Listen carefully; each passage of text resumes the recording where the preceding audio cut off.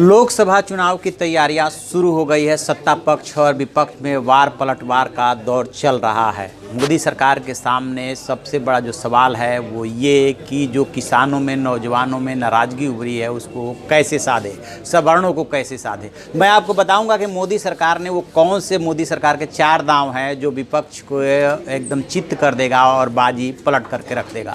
मैं हूं Vidyashankar Tiwari, India news के डिजिटल चैनल इन खबर के लिए। दरअसल मोदी सरकार जिन 4 सूत्रों पे काम कर रही है, जो उसके 4 बड़े स्कीम्स हैं, वो विपक्ष के सामने बहुत बड़ी समस्या खड़े करने वाला है। पहला, जिसका कि ऐलान आज कर दिया गया कि सवर्णों को 10% आरक्षण। बेशक ये अदालत में न टिक पाए, लेकिन इस दांव से मोदी सरकार ने जो है विपक्ष को भी एक तरह से घेर लिया है। किसी के लिए भी इसका विरोध करना बड़ा मुश्किल हो जाएगा और सवर्णों में ये साफ साफ संदेश जाएगा कि हमने तो आपके लिए करने की कोशिश की थी, अब देखिए कि इसमें क्या क्या हर्डल्स आते हैं। वो हर्डल्स तो सबको झेलने पड़ेंगे। यानी कि एक तरह से सवर्णों को खुश करने की कोशिश, जो SC/ST एक्ट में संशोधन के बाद जो सवर्ण नाराज हो गया था, खास तौर से मध्य प्रदेश और राजस्थान में, उसको साधने के लिए ये बहुत बड़ा कदम है और इसी तरह से उत्तर भारत में ये काफ़ी असर डालेगा। दूसरा प्लान, मोदी सरकार जो है इस बात पे बहुत गंभीरता से विचार कर रही है कि किसानों को साधने के लिए, किसानों को खुश करने के लिए क्या वो रायतू बंधु, यानी तेलंगाना में जो लागू है स्कीम रायतू बंधु, जिसके अंतर्गत जो 2 साल में जो 2 फसलें होती है, उससे पहले हर किसान के खाते में एक निश्चित अमाउंट सीधे ट्रांसफ़र करना, ताकि उसमें बिचौलियों की गुंजाइश न बचे।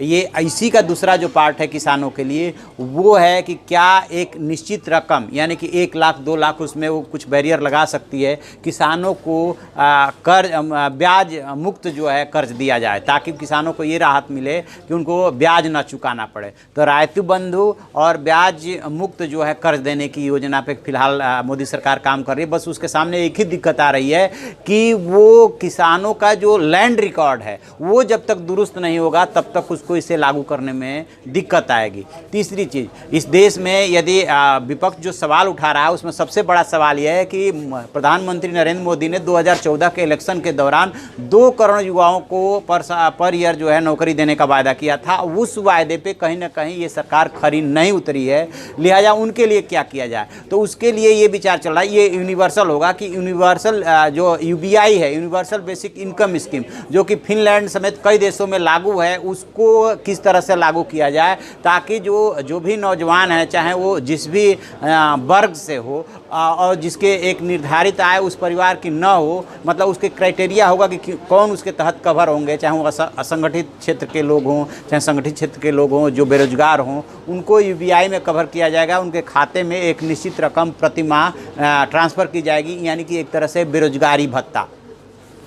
ये 3 जो है ये तो सीधे सीधे नौजवानों को, किसानों को और सवर्णों को राहत देने वाली बात है कि ये सीधे सीधे उनको लाभ देगा। जो चौथा है उसके तरफ प्रधानमंत्री नरेंद्र मोदी साफ साफ इशारा कर चुके हैं कि मंदिर इशू पे कोई ऐसा दाव ये सरकार खेल सकती है जिससे कि टोटली इमोशनली ये पूरा का पूरा गेम जो है इलेक्शन का वो चेंज हो जाएगा। वो फिलहाल अभी इंतजार करेंगे 10 जनवरी का, जब सुप्रीम कोर्ट की बेंच वाली बैठेगी और उसके बाद उसमें सबसे पहले जो सुनवाई होनी है वो इस बात होनी है कि डे टू डे आप इसको सुनवाई कीजिए। यदि सुप्रीम कोर्ट इसे सहमत हो जाता है तो ये उम्मीद की जा रही है कि अप्रैल मई में जो चुनाव होना है उससे पहले ही कुछ न कुछ इस दिशा में संकेत मिल जाएगा। यदि डिसीजन नहीं आएगा तो कम से कम संकेत तो मिल ही जाएगा। और यदि ऐसा नहीं होता है तो RSS का इस बात के लिए मोदी सरकार पे दबाव है कि बेशक हम अदालत में जा करके वो हमारा ऑर्डिनेंस न टिके, लेकिन ऑर्डिनेंस जारी कर सकती है राम मंदिर इशू को लेकर के। उसके किंतु परंतु पे ये सरकार बहुत गंभीरता से विचार करे। तो ये 4 दांव ऐसे है जिससे कि मोदी सरकार ने ये डिसीजन लेकर के, पहला इसमें दांव चल चुके हैं,